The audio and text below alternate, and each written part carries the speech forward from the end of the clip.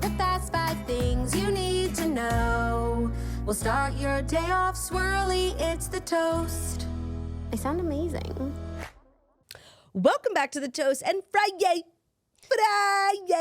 Fridays. Jackie, who am I? Yay. Yay. Your Yay. Friday. Correct. How'd you get that? How'd you get so smart? I just know my girl and her keen sense of humor. That's me. World renowned. World renowned. Happy Friday, everyone. Hope your Friday's off to a great start. Important to acknowledge the space that we're in. You know, if you had a long week, congrats to all the grads. You graduated from the week. You have a party weekend ahead of you. And you have a great episode of The Toast to sort of usher you into it. So everything's coming up toasty. Everything is coming up toasty. Long week, I would say, especially on the heels of a short week, like back in the mix of things. No week feels quite as long as a week after a short week. And then after a long summer break. Well, that's a personal anecdote, but yes. Yeah, so it's just, and then it was a weird week. Yesterday was a weird day. This must be like what it feels like to be a teacher. I look forward to putting like this week in the past. Yeah, you know, like I had a crazy productive week, like outside of all else. Like it's my second week back as like being a working mom. And I feel like the first week I really eased into it. Like I literally did the Toast and ran home. Mm-hmm. Now, this week I experimented a little bit, you know, like with some extracurricular work stuff after the Toast. You know, we recorded some Patreon content. I took a ton of meetings. We had meetings. Calls. People have been trying to get us on the phone all summer, and we're like, second week of September, okay? Yeah, and that's exactly. And I made like a major life change this week that I'm going to share in a couple of weeks, you know, not to be like so annoying. Okay. Secret project. Yeah. It's so uninteresting. When do you think that we could get a sense of this secret project? Maybe like 3 weeks. 3 weeks. Okay. I'll write that down on my dates to look forward to. Okay. I'm not pregnant. That would be a secret project. A very sweet secret project. I did do something last night, though. So crazy. Coke? It's like you don't even know our quotable moments. It actually offends me. Crack? Crazier. Meth? Crazier. What? I watched the first 2 episodes of Love, Thy Nader. I know that you did. And that's really like what we have to say every time we just like watch reality TV. It's just a crazy thing to do. It's a segue. And it's a crazy thing to like start a new show and just like be up on it.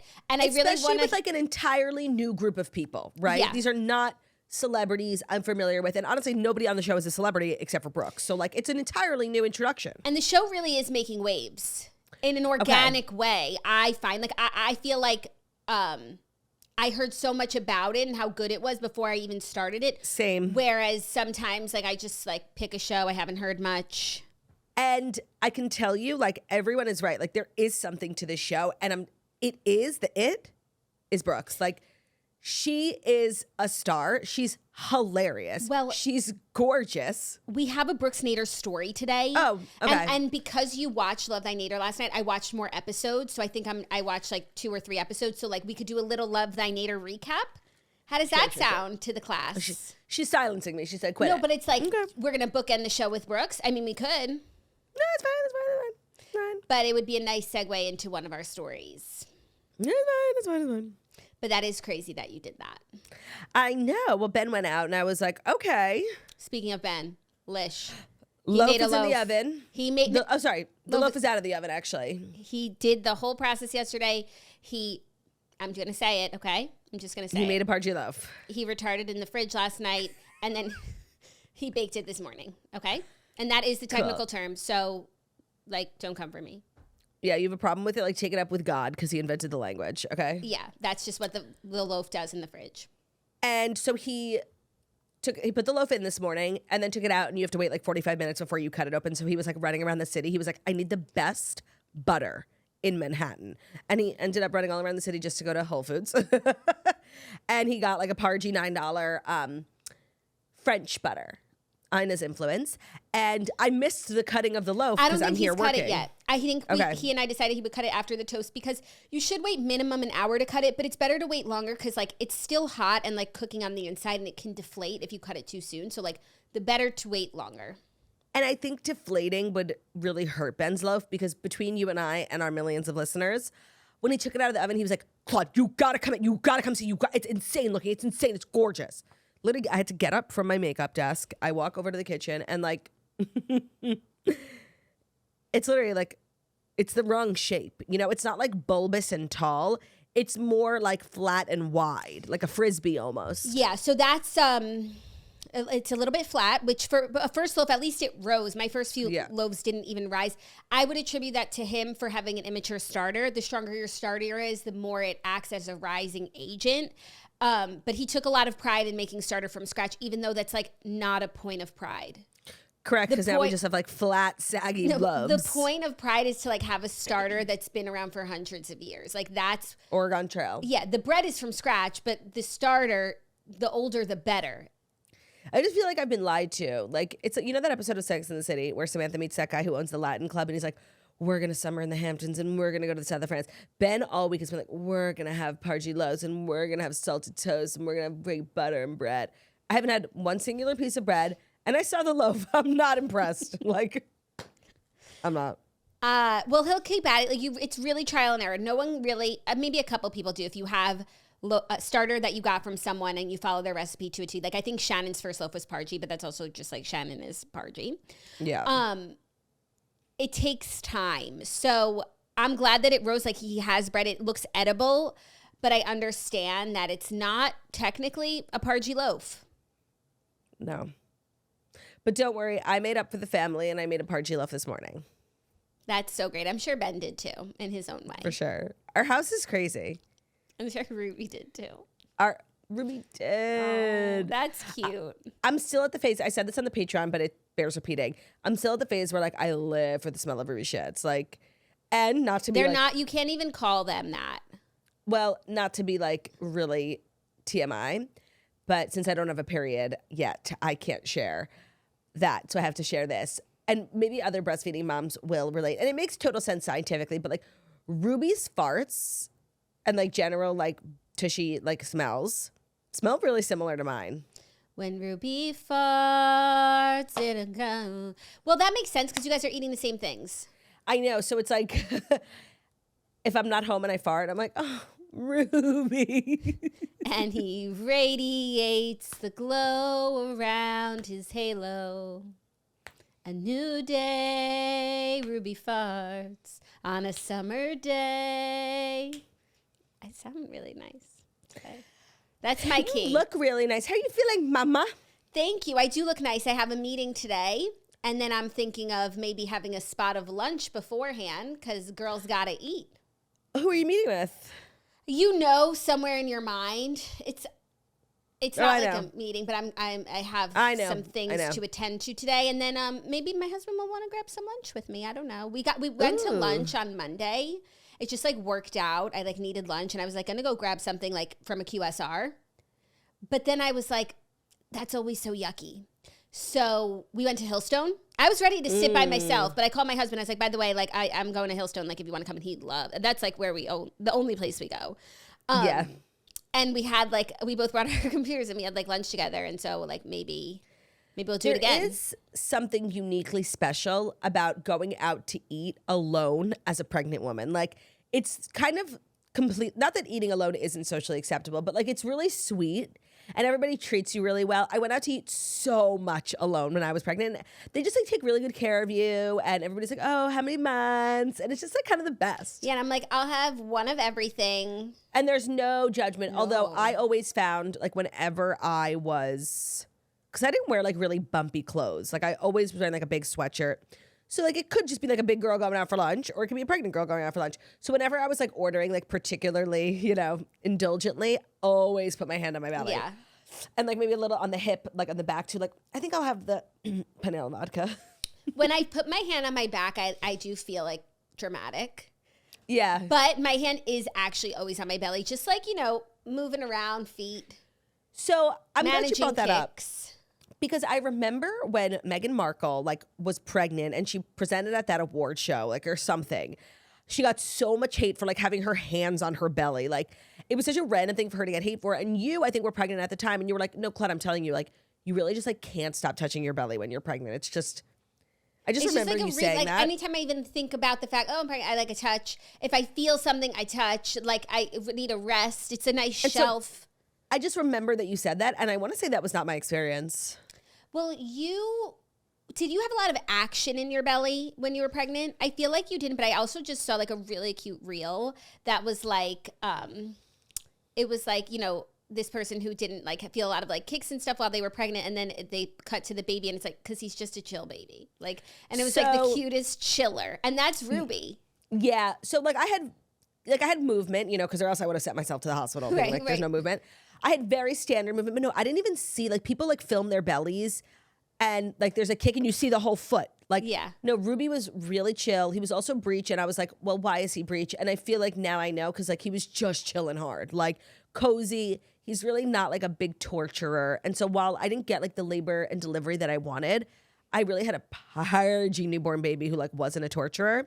So honestly, I feel like I would have taken that trade off anytime. Yeah. And now, I mean, I don't know if it's because he was breech or he was breech because he is this way, but like the way that he sits, like the way that he likes to be situated, like is so breech. He's just like this. Is it? Yeah. Like he's always just like sitting up.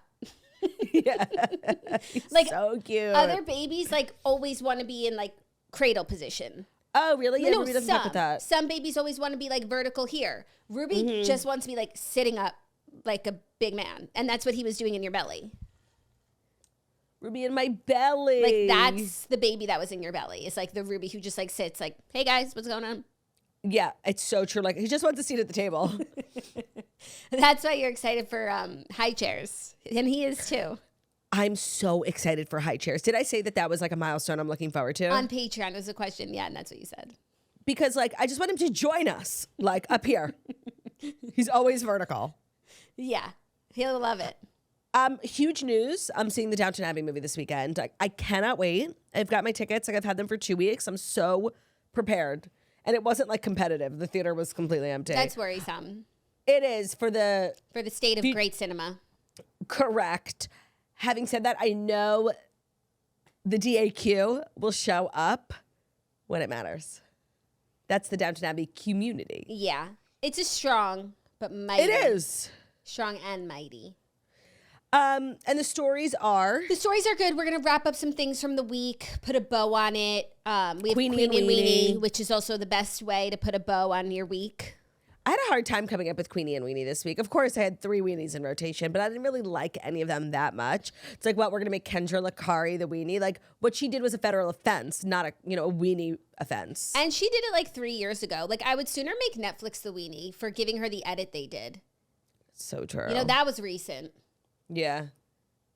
What else did I watch? I feel like I've been watching something. What was I watching? Oh, and then another contender for, actually, no, I'm going to save it. Oh, I know what you're going to say.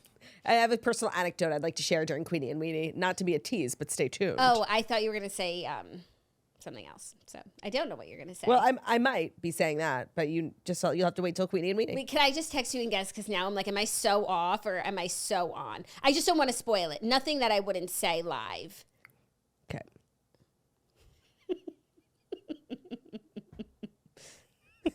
Is that it? No. Okay.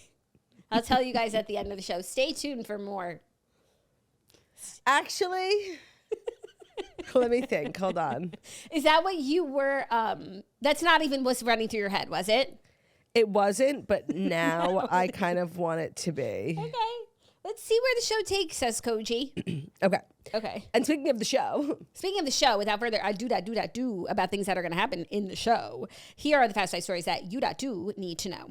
Today's episode is brought to you by Squarespace, the all-in-one website platform for entrepreneurs to stand out and succeed online. So whether you're just starting out or managing a growing brand, Squarespace makes it easy to create a beautiful website, engage with your audience, and sell anything from products to content to time, all in one place and all on your terms. So whether you're looking to start a website for a passion project, you work in e-commerce, or you just don't know where to begin, whether you're an expert e-commerce queen or just brand new to the website game, Squarespace is for everyone. It is the pargiest way to get a website up and running, but but a website that like really works and works for you. So introducing Design Intelligence from Squarespace. It combines 2 decades of industry-leading design expertise with cutting-edge AI technology to unlock your strongest creative potential. Design Intelligence empowers anyone to build a beautiful, more personalized website tailored to your unique needs and helps you craft a bespoke digital identity to use across your entire online presence. You can connect your social and multimedia accounts on a Squarespace website. You can sell content. You can get discovered fast with their integrated SEO tools. It's a really pargy way to get a visually pargy website, even if you're not like a tech queen, computer science major. It's also much more of an accessible and affordable way than like building a website from scratch. There's literally, I'm sorry, no need for that. And if you want to get started with a Squarespace website, go to squarespace.com for a free trial. Once you're ready to launch, go to squarespace.com/toast to save 10% off your first purchase of a website or a domain. Thank you. You're welcome. Our first story, we're getting a little information about why Nina Dobrev and Shaun White reportedly broke up. Yeah, she was making crazy TikToks that like nobody thought much of, and now, like in hindsight, we know. Well, I've seen some of the TikToks. I couldn't understand like what she was trying to tell us through them, but sources are now coming out sharing that they split that because they weren't on the same page anymore. So actually, I had this all wrong.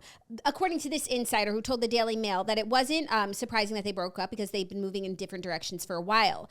They reportedly had different priorities. He wanted to start a family while she was focused on her career. I would have thought it was the opposite, like that he was off running around and like she was like, hey, come home. But no, it was the opposite. So the source said Shaun is retired and has had his last Olympics. He was very ready for marriage and kids and all that comes from that. Nina was on board, but also very interested in seeing where her acting career was going to go, as that was and is very important to her. Well, she got the role of a lifetime, and it happened one summer. So, yeah, Piper's not pregnant. I feel like we're seeing this more, where it's like flipping that stereotype on its head, where it used to be like you'd have to shove the man down the aisle and like, poke holes in condoms, like just to get them to settle down. And now it's like really flipped on its head, where I feel like we're talking a lot more, at least with like public figure breakups. Well, it's very Paige and Craig is how I feel. Where the man is the one who wants the more traditional settling down, and he's kind of like bringing the woman down whilst doing that. Yeah, because it really is on the woman to like make a lot of the, at least sacrifices to get started, to make a lot of the life changes. But he's 39 and she's 36. So yeah, it is that sort of time when it's like, if it's not going to happen now. Yeah. Then, and I want it. She's 39 or he's 39? He's 39. Got it. And she's 36. And if I want it now and it's not happening now and you don't see it happening soon, well then like this is my life, Yeah. I think people get like really, I mean, they don't get it, and not for no reason, but I think they get really existential about that. He's almost 40 and he's like, I'm not a dad. I don't know if this is what happened here, but I think that happens a lot. Yeah, 40 for men is like a midlife crisis type of time. And I think if you haven't had, it's like if you haven't had the baby thing yet, like that's when you start to have like your crash out. And if you had the babies, that's when you like have an affair and get a red car. Yeah, and I think most men who always intended to be fathers, like expected that they would be fathers by 40. That's like the number. Yeah. And I feel like for women, when it's the opposite, you have that with 30. It's like 30 is this huge, oh my God, if I don't have kids, because like, I don't know, there's so much pressure on turning 30 as a woman, and I guess that's what it is for a man when they turn 40. Yeah, but for women, it is more biological. But for men too, like they don't want to be old dads and old sperm and blah, blah, blah. Like they have their things to worry about. For women, it's like much more tick-tock right on the clock. It's terrible. And I do feel like, not to be delusional, I feel like her casting in The Summer I Turned Pretty, like the summer I turned pretty. The summer it happened. The summer I charged in the charging station with a big fisherman. The summer the fisherman put his finger up my butt. Like, it happened one summer. I feel like that kind of ruined their relationship. Did he put his finger up her butt? Yeah, there was like a butt finger. I remember. You told me you were like something crazy happens in the book. It does sound vaguely familiar, but it's crazy. But it didn't like leave a lasting impression like the charging station. Oh yeah, we both took like different things away from that book. Also, to say, I do feel like it kind of ruined their relationship because, like, yeah, she went to focus on her career now. Like, she really is not like a crazy busy working actress. Mm-hmm. And I feel like acting is a type of job where it's like you can take a bunch of time off, have a baby, and then pick right back up, right? Mm-hmm. And so. But if they are just about to start filming, like you said, they haven't had their table read. we need a year. Then she wants to do the press tour, not dying to do that. Pregnant, like it puts a couple years. And so I think like maybe this book, who would have known when we read it and we loved it? That it would ruin Shaun White and Nina Dobrev's relationship. Because for the last couple of years, like she was in one Netflix movie. She's really not like a very busy working actor. So that probably would have been the time. And like now they're having the conversations, but it's like at the worst time because she just got this huge role. Just want to say it's never a good time, you know? It's so true. But if we are going to blame someone, we are blaming Tessa Bailey. Yeah. Well, blame the casting director because we didn't even think that this was like, you know. A good casting. Right. Like. Right. You could have done someone else. Right. And then they could have been happy. Maybe she just, but also, it could have been the role, but also could have just been like, she didn't want to have kids. With him, like. But like, if you're in a relationship for that long, you get engaged, you are on the same page. Yeah, but I just feel, you know, sometimes it's like, if I wanted to, I would, and I don't want to, so maybe, and I don't, so maybe I don't want to. You know, honestly, it's very Craig and Pedge. Yeah, and I agree with you. This is something that we're seeing more and more of. Trendy. # women's lib. Oration. # free the nip. I just want to say, I stand with the free the nip. You do. Conglomerate now as a breastfeeding mama. Oh, and let me say, my biggest hater is Ben. I like refuse to be inconvenienced. Like, oh, we're out to dinner and Ruby needs to eat. Open up. Like, I refuse to be, because I see all these TikToks being like, motherhood is, you know, nursing in the other room while everybody's started eating without you. Not me, bitch. I'm right at the front of the table and I got my titty out. I refuse to be sidelined. And whenever like me and Ben, like when we go golfing, well, he goes golfing, I'm like, I just come for lunch. And it's always around the time we like make the drive, whatever. It's whenever we get there ready to eat, it's always the time for Ruby to eat. He was like, oh, you could go to the women's locker room. I'm like, you could go to the women's locker room. So have you really nursed at a restaurant? Yeah. Without a cover? You use a cover. Yeah. You like your cover. I have used the cover. You've obviously been there for it. Sometimes I don't have the cover and I just lift up my shirt. I don't have my whole titty out. Like, it's really not a big deal. I never saw you do it in a manner that's like you're one of those like It's hard to get the titty in without being seen. Yeah. Once the titty's in, we're good. Yeah. Yeah. Free the nip. I refuse to be like isolated. I think that also really hurts the mental health of nursing mamas when like you miss out on everything because you're downstairs or in the bathroom. Like, and then it also, I think, cuts short a lot of women's breastfeeding journeys because they're giving up so much. Like, they're not enjoying it. I'll be breastfeeding till Ruby's 5, and I'll be doing it in the middle of a restaurant. It's giving Rob and Aaron. I understand his mother more than ever. Also, I want to know, what'd you make of the TikToks? Can you explain them to us that Nina Dobrev had been making? Do they point to this theory? No, it's like men ain't shit. It was giving like he wouldn't, you know, really commit. Interesting. But it could be men ain't shit because he wouldn't wait for you to film your movie. Right. Let me play you the sounds that she was using and we can dissect them. Okay. If that's something you want to do. It's something I'm interested in. I will say it's not my strong suit because I feel like you need to watch, like you need to know the context on TikTok, but I'll let you know what comes to mind. Oh, there was one that she deleted. Okay. How do you sleep at night knowing people don't like you? With no underwear in case they want to kiss my ass. What's your advice for women trying to fix their man? Yeah. Listen, Bob the Builder, he's got 10 other women trying to fix him too, and you all look like a damn construction crew. Oh, that's giving cheating. It is. Play more. Oh, God. Well, that's actually the only one. I saw a different one, but these are from August. I need to know when they broke up. I think they probably broke up like a couple weeks ago. And I just want to say, I feel like if he cheated... Yeah? This source feels like Shaun's camp a little bit, you know? And I feel like if he cheated, they would not like go out there with like some lies because she's going to come back swinging. Right. But, okay, she used this song. Move on to the next.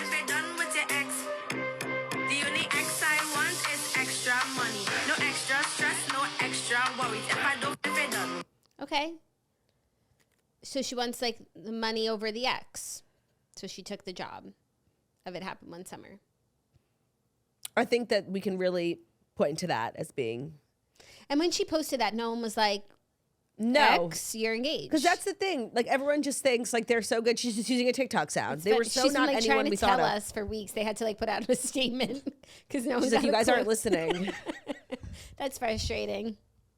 For sure. I'm sure we'll hear more, especially now that this has been, like, released. If it's not true, some will come to correct it.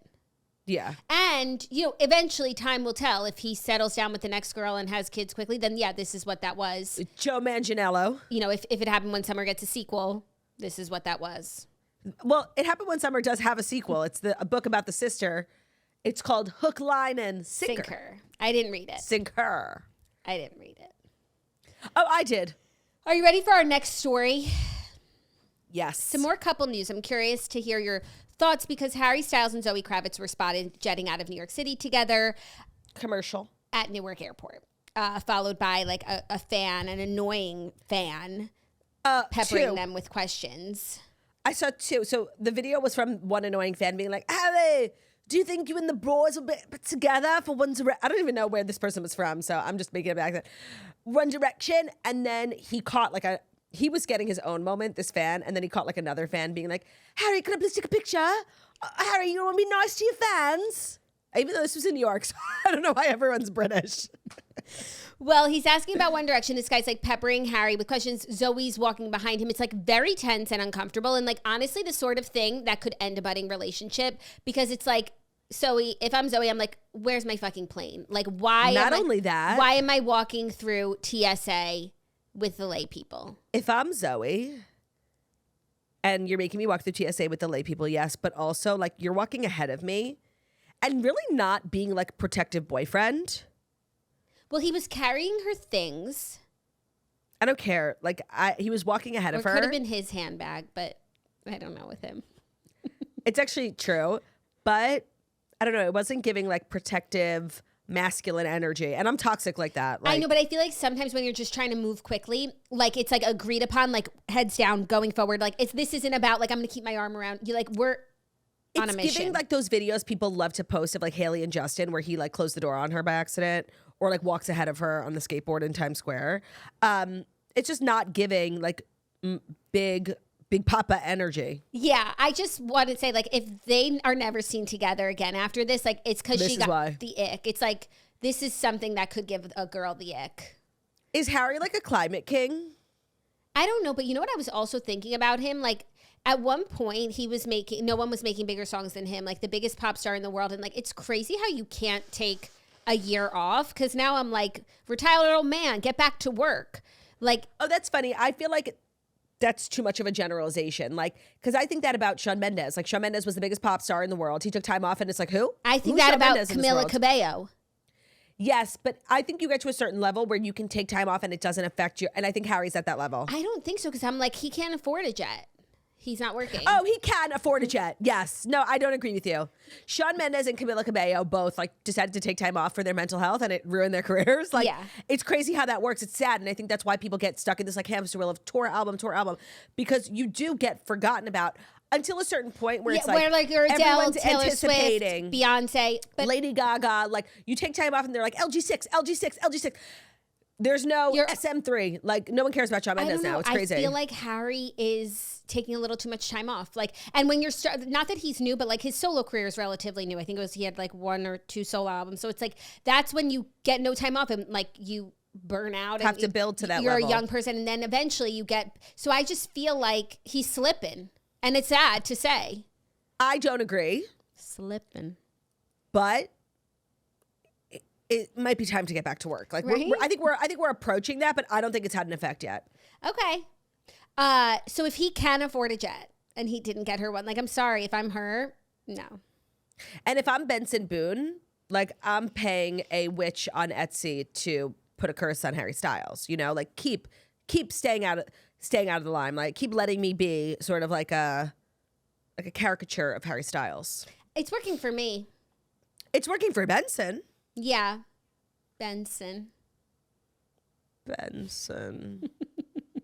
I love him. I know you do. Actually, I don't know him at all. I like his music a lot. I actually don't know like one thing that he stands for, but you know what? I love that too. Me too. How about shut up and sing? Yeah, You know? just put out music. I don't want to know about you. I do feel like we know a little too much about some of our favorite celebrities. Yeah, agreed. So Zoe and Harry, this is giving like real relationship, like, you know, running through the airport together, but I don't know. It's icky. Yeah, I found the whole thing really icky as somebody who finds Harry like really like attractive. Yeah, I agree. Like he couldn't handle. When he like kind of put his arm up in the camera of the guy, I was just like, he couldn't handle his business. Yeah. He also seemed really flustered. He did. With, And like, I have sympathy because it's a really stressful. Yeah, like it's a really stressful situation. I've obviously never experienced it, but like I imagine it's really unenjoyable. Like I don't blame him at all, but like I don't know. I just feel like we're not supposed to see the side of Harry. It's like seeing a teacher out of school. Like go back. Yeah, I agree. Are you ready for our next story? Mm-hmm. A little more relation news because Liam Hemsworth is engaged.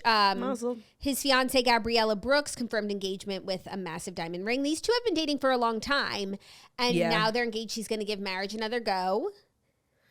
Yeah, that's great. He, based on what we know from like the hate songs Miley wrote about him, he wanted like just a girl.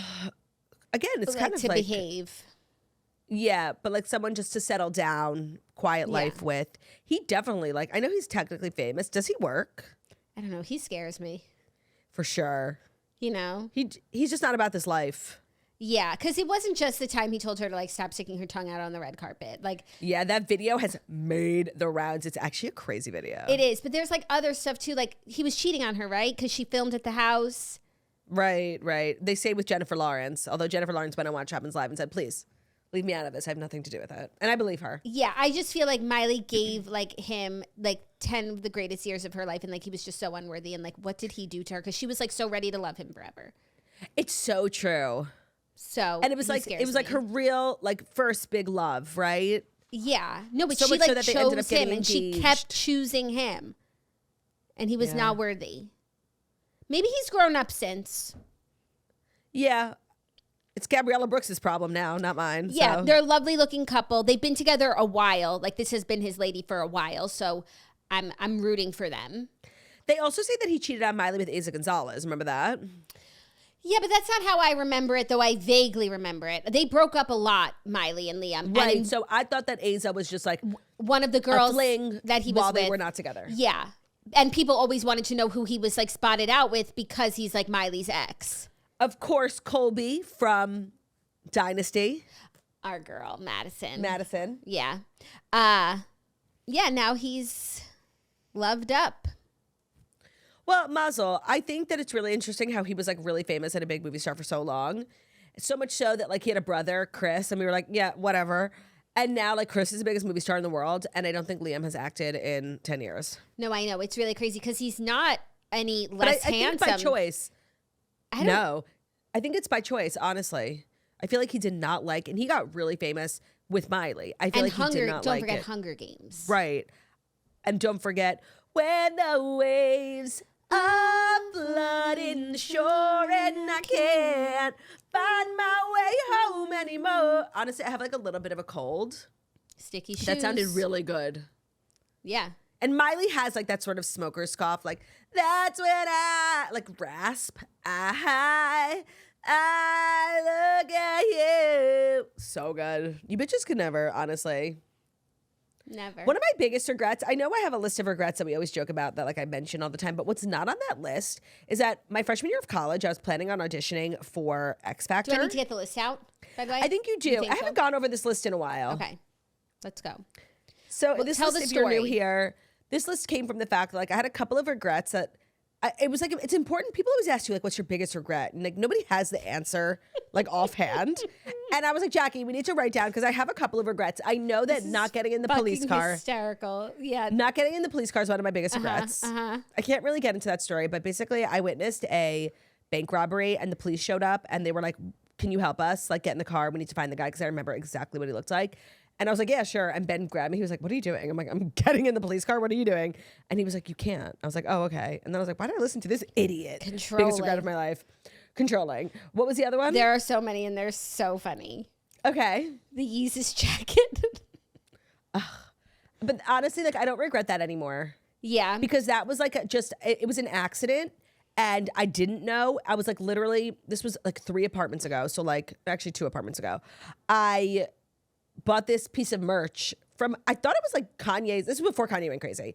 I thought it was like Kanye.com, but it must have been like some Chinese like drop shipping company. And I bought like the fake, he was making those bomber jackets. Yeah. And the one that I bought had like a Confederate flag on the sleeve. No, his did too. Oh, okay. So, but I bought a But fake one yours for just sure. happened to be fake. Yeah, just like an extra bonus to the story. Separate issue. And I wore it like once or twice and nobody said anything to me. And then I posted like a picture in my closet and you could see it in the background and people were like, oh my God, she's a Confederate worshiper. I'm like, it's merch. I threw it out immediately. Yeah. And by the way, at the time I had no idea what the Confederate flag was. Right. And now you know. Obviously now I know it's bad. I threw it out immediately. And so that's on the list of regrets. But honestly, like I don't regret it. It sounds like I you did didn't know. something knowingly and then. Yeah, it was an accident. Agreed. So here are your other regrets if you want to know. I do. Not going to the Life of Pablo concert. Man, my regrets are extremely Kanye coded. And you know what? That is a regret because I obviously you this were was all close to before. going and like you were thinking about it. I loved that album so much. Yeah. And I was like, Ben, can you get tickets? He was like, yeah, sure. And then I'm laying in bed one night. Ben had no idea. He totally dropped the ball. Jackie's at the concert. I'm like, what the hell? Yeah. And then That's not a regret really so much anymore. But it's there. It's funny to keep them on the list and remember. Yeah. Not going to Red Taylor Swift concert. that is a huge regret of mine. Yeah. Starting the Morning Toast Facebook group. Biggest regret of my life. Those fucking crazy bitches. This is a good one. Not going to the Shorty Awards. Oh, that one gives me a pit. That's a huge regret. I won. And Shay Mitchell was like Claudia Oshry. And I had RSVP'd yes. And I literally like forgot it was that day. And I slept through it. And my phone was blowing up when I woke up. And they were like, Shay Mitchell was on stage of this like televised event being like, Claudia Oshry. And I wasn't there. Everyone's looking around like, oh my God, it's such a deadbeat content creator. I could die. Oh my God. And then These are funny. These are funny. And then Chris Appleton on the Toast. Oh, like huge regret. Looking like a rat. When we looked like shite. So what did I say was my biggest regret that I wanted to add? We were talking about Miley, Liam. Mm-hmm. Shit. Oh, X Factor. Yeah, so my freshman year of college, I was planning on trying out for X Factor because I talked about this last week. I was really impacted as a young woman by the American seasons of X Factor, specifically Camila Cabello's rise to fame. And I was taking voice lessons because I got like 2 extra credits for college. And Ben and I were like, we were going. And then something happened where Ben was like, I actually can't drive you that day. So like, someone else will have to take you. And I was like, oh, okay, so I guess I just won't go. And my life could have been very different because I would have won that shit. Yeah. But, or you like wouldn't have, and it would always be like just something like, oh, she was on X Factor. You know what I mean? I think it's better. Oh, yeah. I was just singing. I sounded really good. I said, you bitches could never. One of my biggest regrets is not being a famous singer. And my route to getting there was going to be X Factor US. And then the show ended like the year after that because it wasn't successful. But it's like, even if States. Carly Rose Sonnenclair couldn't become a famous singer after winning X Factor, like, no offense to you, it wasn't going to make you a famous singer. Offense taken, but no, okay. The offense is towards X Factor US for not making bigger stars. Yeah, Simon Cowell. That's what the target is. I'm cracking up at the list of regrets. It's so funny. So funny. We got to keep it like, so it's important to write them down because they when never you remember them. Yeah. Are you ready for our 4th story? Yeah. I don't think you are. Really? I don't think you are. We have like Queenie and Love Thy. I feel like I'm ready. This is going to be Love Thy. Oh. Or I could switch. Or I could switch. Yeah. Switch. I said switch. Okay, our next story is actually really funny because Nate Bargatze, who is hosting the 2025 Emmys, says that he will be taking $1,000 from a charitable donation for every long speech. So that's funny. Nate Bargatze has revealed his plan to ensure Emmy winners keep their speeches on the shorter side, and there's a financial stake, a $100,000 donation to the Boys and Girls Club. Oh, you said 1,000. No, so he's going to donate $100,000 to the Boys and Girls Club. Wow. For every long speech, he will deduct $1,000 from that donation. That is fucking funny, honestly. Yeah. So anyone who goes over for the sake of their own ego stroking is taking money from the children. And I just want to say, I love this. But it's funny. It's effective. And he could have chosen a lot of organizations. And I feel like so many organizations, especially recently, like they've been disgraced, right? Like even we were just talking about fire aid. Like none of that money went to the victims of the Palisades. It's terrible. And please don't tell me, because I feel like the Boys and Girls Club of America is like our last great organization. I think they do like amazing work and they help so many people. And as far as I know, they haven't been disgraced with like a big scandal. I haven't heard anything. And I drive all over the city. I see their facilities, right? Like they have like big after school facilities where they do extracurriculars and sports and music. And it's wonderful. Like he couldn't have chosen a better organization, honestly. So like people are gonna, if you go over and you're taking money from them, like we don't care what you have to say. Like you're the villain of this story. Also, it's more than that. For every second they go over, it's $1,000. I also think that there are a lot of people. If you go under, we will put $1,000 back on so you can give back. Okay, so we're hearing about this, but how do the people who can actually, like who are in the audience, like are they listening to Nate Bargatze's podcast? Like how do they know? So he said this on Jimmy Kimmel Live. Probably not watching that either. Okay. I'm sure he'll start the show with it. Like this is and that's like also, it's already a funny show. I'm laughing. No, it's already funny. Yeah. I love this. And I think there are actually a lot of people in the arts who like got to where they are because of the Boys and Girls Club of America. Like they really encourage extracurriculars like getting into the arts. So there are probably a lot of people who have benefited from the organization in the crowd. Yeah, he said for more incentive, he plans to have kids from the charity in the room during this. So you have to look them in the eye as you While take taking money out of their pockets. Just so you could like thank your agent. He said they're going to come out and you got to look them in the face. It's real. That's why we did the add-on, because I thought everybody would think it was a joke if we just took away. I swear I'm putting the money up. Yeah, because people could actually, he could wind up donating more if everybody was just like, thank you, have a good night. Parchalish. And by the way, they don't give you no time. They give you 30 to 45 seconds. Like that is sufficient. But if you go under, you give more money. You get, it taketh and giveth. Brilliant. It's funny. Hysterical. I love this. And I don't really know a lot about Nate Bargatze. So like this is my first intro into what will be my first viewing of something he's done. And I'm loving it. Ba-da-ba-ba-ba. I'm optimistic. I agree, especially because like the people who go over are usually trying to like do good in their own heads. In the most annoying, condescending way. Right, but it's like, oh, what if you want to actually do good? Do good. Also, speaking of McDonald's, I low-key had a McFlurry last night. Oh my gosh. Like, what was the occasion? Ben went out to dinner. I'm like, bring me back a sweet treat. He went to like one of those like fancy steakhouses in Midtown that have like butter I forget which one he went to. Yeah, but it's like a Morton's type of Capital Steakhouse, whatever. So I'm like, bring me back like a Oceans. chocolate cake, something. Yeah. And he comes back with a McFlurry. I'm like, what is this?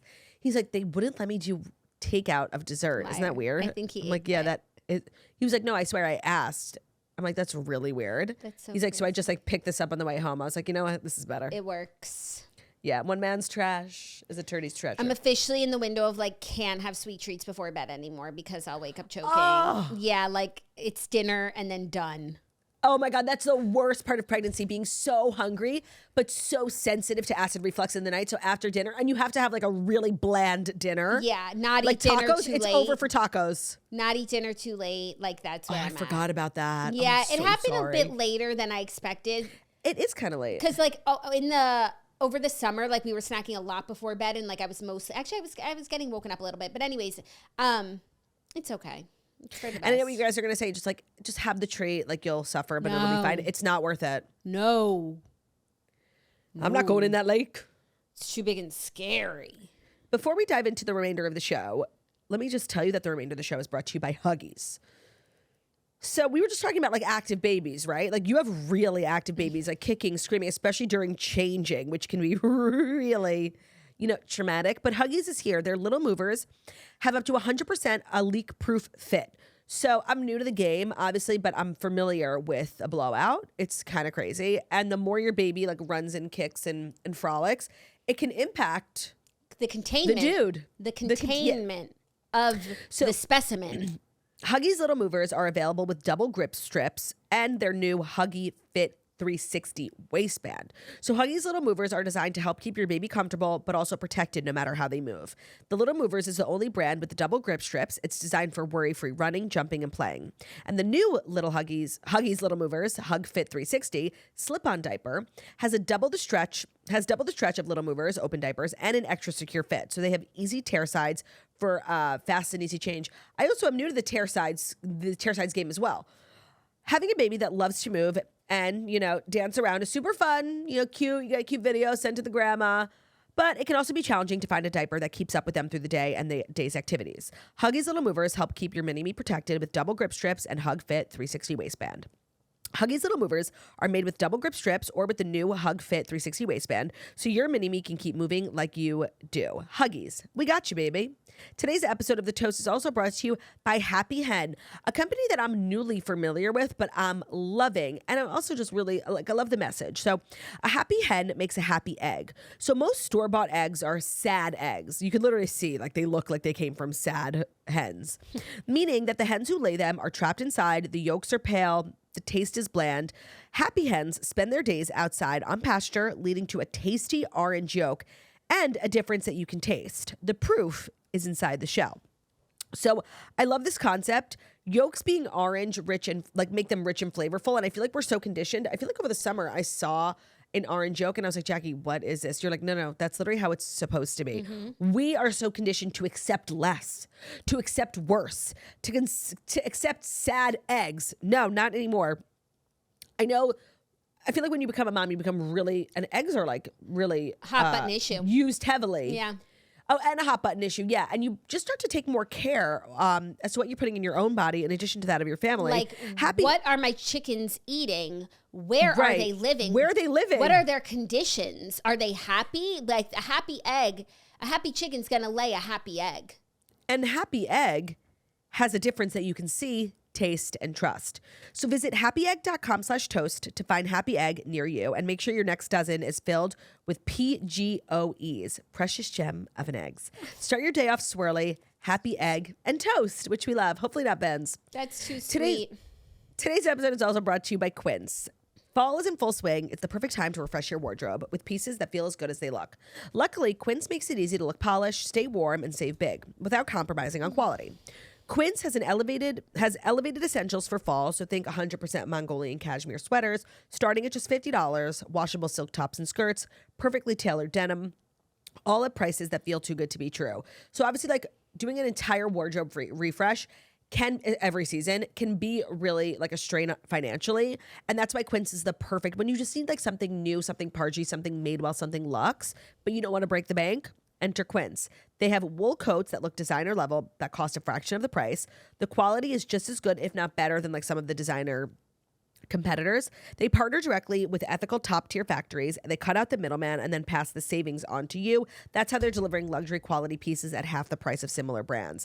It's the kind of wardrobe upgrade that feels smart, stylish, and effortless. So whether I have cashmere sweaters, I have cardigans, I have great black trousers, which is in this season of life, sometimes you just need a trouser from Quince. And I've had them for a while. They last really long. They wear really well because they're made really well, but they're not crazy expensive. So keep it classic and cozy this fall with long-lasting staples from Quince. Go to quince.com/toast for free shipping on your order and 365-day returns. That's QUINCE.com/toast to get free shipping and 365-day returns. Quince.com/toast. Today's episode is also brought to you by Velvet Caviar. So whether you're upgrading to the new iPhone 17 or you just want to give your fall tech accessories a new fall refresh, Velvet Caviar is the only phone case brand that we trust. It is, by the way, they have so many options. And I feel like when we're talking about elevating your aesthetic, these days, I'm really not looking to buy new clothes or it's just not the stage that I'm in. A great way to refresh your parginess and just your accessories is with Velvet Caviar. It's a female-founded brand based in New York City. They have over 100 styles for the iPhone 17 already in stock. They don't mess around.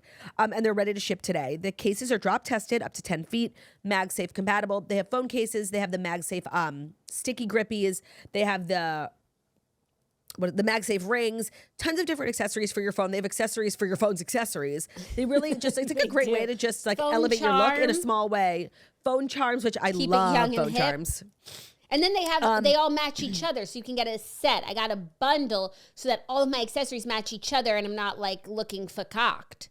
For the next 24 hours, listeners can buy one, get one free on all Velvet Caviar phone cases and matching accessories with code TOAST. That's velvetcaviar.com. Our code is TOAST at checkout. VELVETCAVIAR.com. Code TOAST for buy one, get one free on phone cases, accessories, and more. Thank you, Tor. You're welcome. Our fifth and final story, a little Nader news. Brooks Nader was dating both Carlos Alcaraz and Jannik Sinner during the U.S. Open. Reports clearing up some of our confusion from yesterday, because we heard Jannik, then they reported Alcaraz, and now it's like, oh, no, it's both. It was both at the time, reports Page 6, that she was romantically playing doubles with both men's finalists at the 2025 U.S. Open.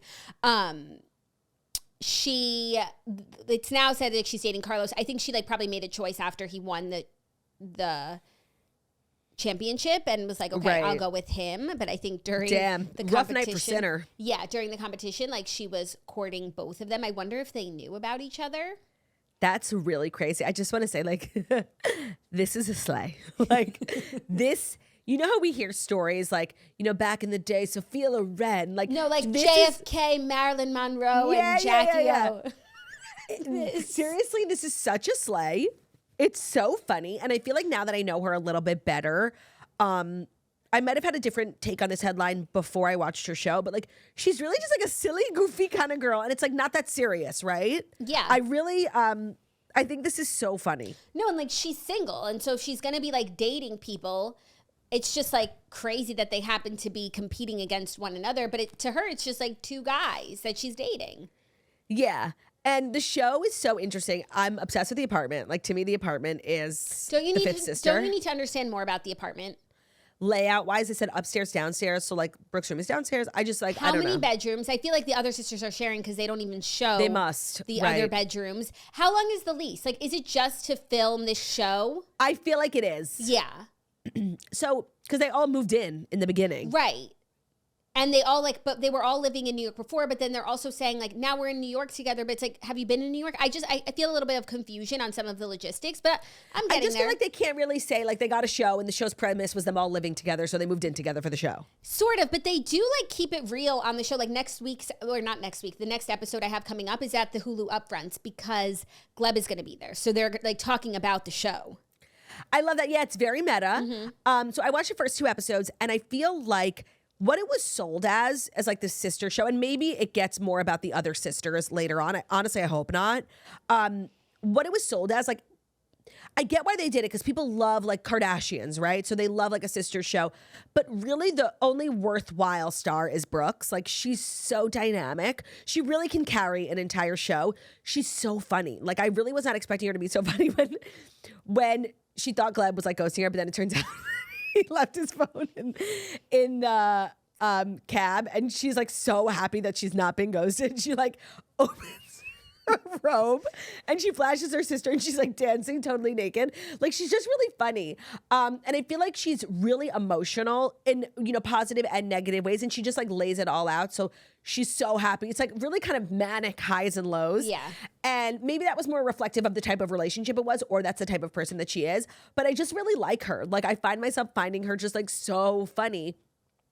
And to that end, it's just like, I don't need more than that. It's nice that she has like the supportive characters on the show, but I could see that they're positioning the other sisters to have their own, like when the Sarah Ann and Grace Ann, are they both Ann? I don't remember. When they went to the modeling agency and then had like that fake fight in the street afterwards, I was like, okay, this could have like gotten left on the cutting room floor. Like it was so cringe. Shook over that test shoot that she did and the pants?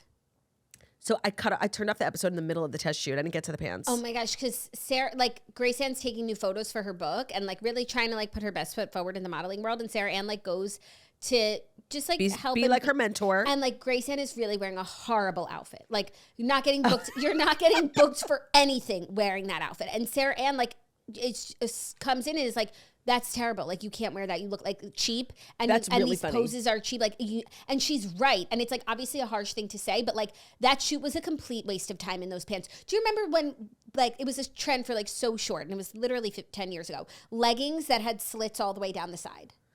Ooh. That's what she was wearing with like a bra. And so there's obviously a weird dynamic because Sarah Ann is younger, but she's having more success in the modeling space because she didn't take time off to go to Florida. Yes, but I've also learned in subsequent episodes, Grace Ann went to college and she got her master's. She was pre-med. And so they just sort of glazed. So they're like Sarah Ann and my girl, Mary, are having a conversation where it's like, actually, Grace Ann is a very smart person. She was valedictorian of her class. She was pre-med. She was like set to be a doctor. She's not doing that anymore. I have no idea why. But she's actually very dumb streetwise is what they were saying. They literally talk so much shit about her. And funny. There's this real strain between her and the other sisters because I guess they feel like they want to help her get to where they are because she was like going a different route. Why did she stop going down that route? I don't know. She also has this like boyfriend in Florida who's like very wealthy. And so they're saying like, you know, she doesn't really feel like she needs to work because she'll like just get married. Fine. And, yeah, like fine. And I was like living for Mary Beth Ann until she quit her job. Like, and that fake scene of her walking out of Deutsche Bank and not being able to hail a cab. Like, I think that actually that will work to their detriment because like the thing that makes them interesting is like they have this weird upbringing. And yeah, one of them was pre-med. Another one works at a woman at Deutsche Bank. That's unheard of. Like, and so now they're all just like becoming influencers. Yeah, which is really predicated on the success of this show because I don't know how much volume of modeling they were doing before this show because even I hadn't like heard like I'm sure they were doing some stuff and they were like micro influencers, but the show is gonna like make them big stars. And I don't think that it is. I think it's making Brooks a big star and people like the show, but it really is just like the Brooks show. Because I looked last night and the show's been out for a while now, like a week. They have like 40, 50, 60K on Instagram. It's not like blown them up to another level. It could take some time. I could see myself eventually like following them, you know, but I'm not there yet. Plus, I feel like their Instagrams are more so like campaigns and less like their daily lives. Yeah. And I'm interested in following people's daily lives. Yeah. I also think that, and this is where I feel like the show like struggles a little bit. It's like, at least in the episodes that I've seen, like all the other sisters, they just like sit around and like talk about Brooks, which is like not how sisters are. Yes. Even if one sister's famous. In the subsequent episodes, they sit around and talk about Grace Ann. Oh, dreadful. And then also Grace Ann has a birthday party, her 25th birthday. It's like at a bar during the day, kegs and legs, whatever. And like Brooke can't make it because she's at a shoot in the Hamptons. No, actually, you're really like ruining a lot of the show for me. Like, because also with the Gleb stuff, like you told me all of it yesterday, and I feel like I would have enjoyed, and I enjoyed it. I just feel like I would have enjoyed it more if you didn't ruin it, honestly. Oh, okay, ruin it. I was just like trying to recap to, like, it, watch and you more over the weekend. You never said like, oh, I'm watching. Stop talking. I know. I didn't know Ben was going to go to dinner and leave me to watch like something by myself. Got it. Okay, yeah, watch more. I think I watched like 2 or 3. They went back to Louisiana for Easter. Do you feel like the show is like sponsored by AI? Because she's always using ChatGPT. I know, and like she's using it in a way that's like promotional. Yeah, I don't think it's sponsored. I just think like they are using it. And I think it's funny how they like talk about chat. Honestly, very similar to us. But they use it in a way that like actually makes AI look bad. Being like, my sister's upset. How can I cheer her up? Yeah, it's like, girl, you don't know how to do that. Put on a playlist. That was a bad moment. That felt sponsored. I just want to say that was a bad moment. Agreed. But not to spoil anything, you're about to watch it in fact. But what, like when they're in the car, they're in Miami, and Mary Beth is like, you need to text Gleb because he like did something, and she has chat write the text. Oh, that's a good use it was of actually chat. like a really good text, strong. When they're at her Hudson Jeans party and Sarah Ann tells a girl in the bathroom, like a random fan who was so annoying, did you feel like she was a hired actor because she was so fucking crazy? She should be very embarrassed. Yes. And then Sarah Ann tells this crazy lunatic that Gleb cheated on. Like, seriously, I'm surprised there should have been like and that would have been good for the plot, a big fight between Brooks and Sarah Ann, because that was like seriously not okay. Yeah. Like, are you new here? Like, I know you're new to being famous, but like, we don't act like that. Yeah. We don't tell people our crazy super fans our personal business that the world doesn't know yet. No, it's crazy. Sarah Ann has a lot of power in the group for being the youngest. I was going to say, what is the order? Brooks. Mary Holland. Interesting. Mary Holland gives older energy. Yeah, Brooks, but like the thing is, Brooks doesn't really like fit into like the normal trope of because she's the most successful in this space that they're all trying to crack into. Yeah, and I guess like it's not always the oldest. Like Kim was the second old. You know what I mean? So she's not only the most successful, but she's also the oldest. She's like a maternal figure almost. So Brooks, Mary Holland, Grace Ann, Sarah Ann. Okay. Yeah, but it doesn't that always. That meeting at the modeling agency was like genuine painful. You have to watch the photo shoot. You are seriously going to die. Sarah Ann was spot on. Like Grace Ann completely wasted her time taking those pictures. I can't figure out who Sarah Ann looks like, but she looks like somebody I know in my personal life. Yeah, I just saw a video of her talking and she was reminding me of someone. But when she talks in her confessional, she actually reminds me a lot of Kylie in the way that she speaks and like her cadence. She's like very calming. She's in her confessionals, she's like very sound of mind and like has good takes on everything. She's a really strong character. I agree. Yeah, and she's like very sure of herself. She's so beautiful. I mean, they're all so beautiful. That she's gorgeous. We didn't even talk about the fact that they're all so fucking stunning, and it's a pleasure to watch. Yes, and they really have very strong genes. Of all of them, I would say Brooks looks the least like the others, but I think it's just that she's had like the most stuff done and she looks like a little bit different than her OG self. Yeah, and she's blonde right now. Yeah, I need her to not be blonde. Mm-hmm. She feels like a brunette, and a winter. I feel like she's had very good work done, but I think that she needs to stop. Like, I think she's at the most that she can do before she starts looking worse. And I haven't gotten there yet, but I saw headlines. You know Brooks is on Ozempic? Queen. And they talk about it on the show. And her sisters, I think it's like a storyline where they're like, you're too skinny, like stop. No, I love that. Yeah, love.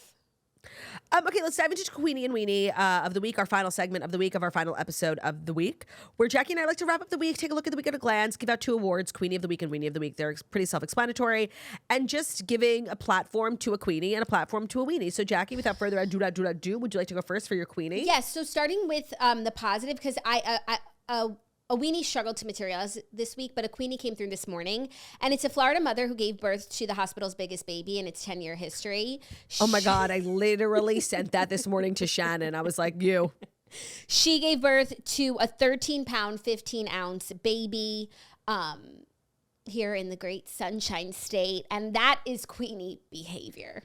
Agreed. That kid was enormous. I know. Like, and her previous child, she said, was 12 pounds, 11 ounces, which is also massive, but this was the hospital. She said the floor was like quaking. Everyone was talking about it. And then it got me curious when I saw the story on People Magazine. What is the biggest baby delivered on record? Like, well, that's in Florida. Yeah, no. We could find out. Like, let's ask. But I feel like we should do like biggest baby in like America. What's the baby? Oh, the baby. I guess on record, but then we'll get like throughout biggest history. Baby ever delivered in America. Yeah. Probably like 15 pounds or 16. That would be crazy. Wow, no. What? This is fucking crazy. The heaviest baby on record born in the U.S. was named Babe, born in Seville, Ohio on January 19th, 1879. The baby weighed 22 pounds. No epidural.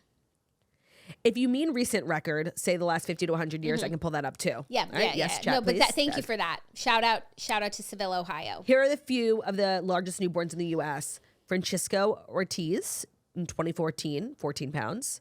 Avery Ford, Florida, 2015, 14.1 pounds. Okay. Paris Halo, born in Alabama, about 13 pounds, 4 ounces. Okay, so that's like you're in the big baby category. Oh, wait, hold on. What? Sorry, I was just like feed schedule type of things. Oh, not more statistics. No. Who's your Queenie? The Queenie of the week for me was Taylor Frankie Paul. Like, seriously, injecting new life into a stale franchise. Like, very few bitches could pull off what I think she's about to pull off, and it's giving Queenie behavior. I agree. I considered her as well. So excited for her. So excited for me. I'm going to be watching The Bachelor. Like, I'm back. Job well done. We're so cable coded.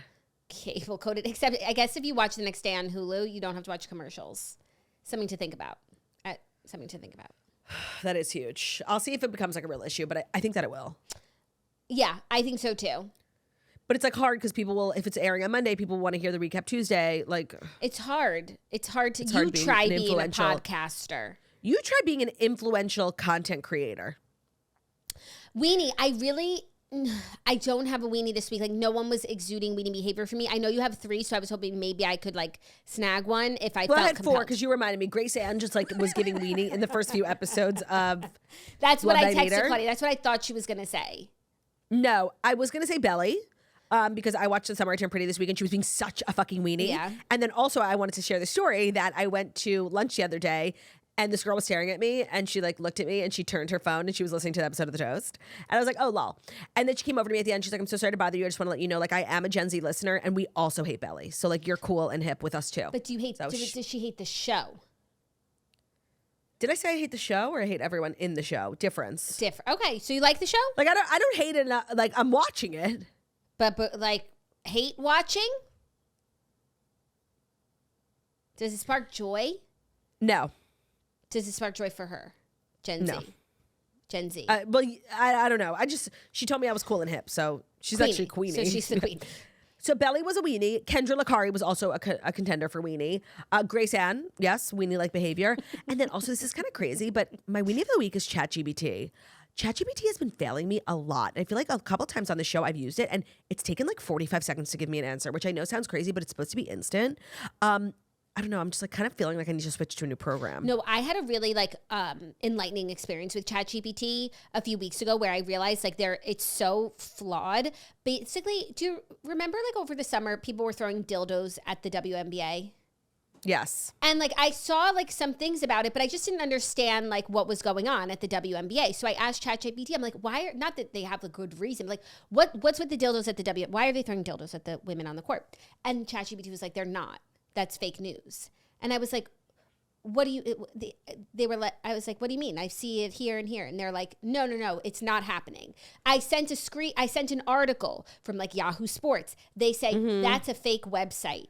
Oh, you're getting in the weeds fighting with chat. Yeah, no, I was citing things like, cause I saw it multiple times and like, I just didn't like, everyone was like doing like green dildos for WNBA. I'm like, what is this regarding? It's becoming like fake they're news. Literally, send a link and they're like, that's not a real link. I'm like, it's on the front page of Yahoo Sports. And it just bears mentioning that Sarah Ann from Love Thy Nader, her name is actually Sarah Jane. So to me, it's Sarah Ann, Grace Ann, Beth Ann. Beth Ann? Brooks. Who's Beth Ann? Deutsche Bank. Mary Holland? It's not Mary Beth?